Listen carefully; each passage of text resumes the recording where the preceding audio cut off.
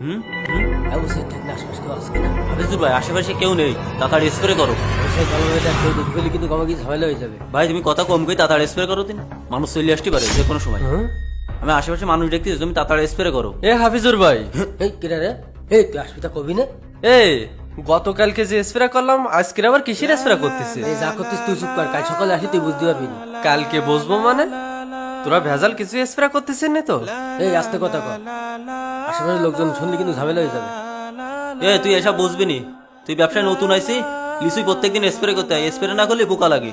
পুকার জন্য স্প্রে করতেছিস, তা তোরা গোপনে স্প্রে করতেছিস কেন? তোকে নিয়ে কিন্তু আমার সন্দেহ সন্দেহ মনে হচ্ছে। এ তুই চুপ কর, তোরা তো এখন বুঝতে দিবি না তো, কাল সকালে আসলে তুই বুঝতে পারবি কি দিচ্ছি।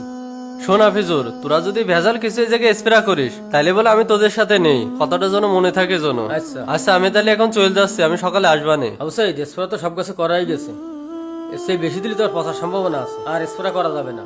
চল এখন বাড়ি যাই, কাল সকাল সকাল আবার আসা লাগবে। আচ্ছা ঠিক আছে ভাই, চলেন তাহলে। ওরে আল্লাহ, লিচু যে সব পাইকি গেছে, লিচু যে সব লাল টকটক করতেছে। আব্বু যে কলে লিচু বাকিনি, যাই গাছে উঠে কিছু লিচু পাইলি না সে।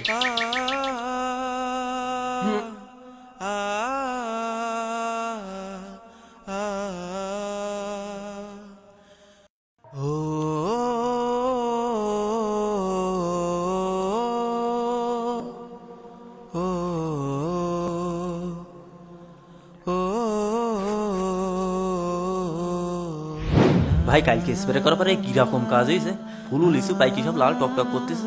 তুই আলামিনের কাছে ফোন দে, ওর গাড়ি ঠিক করতে গেলে আইসক্রিম ভেঙে আইসক্রিম লিচু খুলনায় পাঠানো লাগবে। হ্যাঁ ভাই আজকে দিনের মধ্যে ভেঙে দিতে হবে, তা না হলে মেলা পাইকে গেলে পয়সা যাবে না সব। এখন ভেঙে দিলে লিচুর দাম পাওয়া যাবে না ভালো।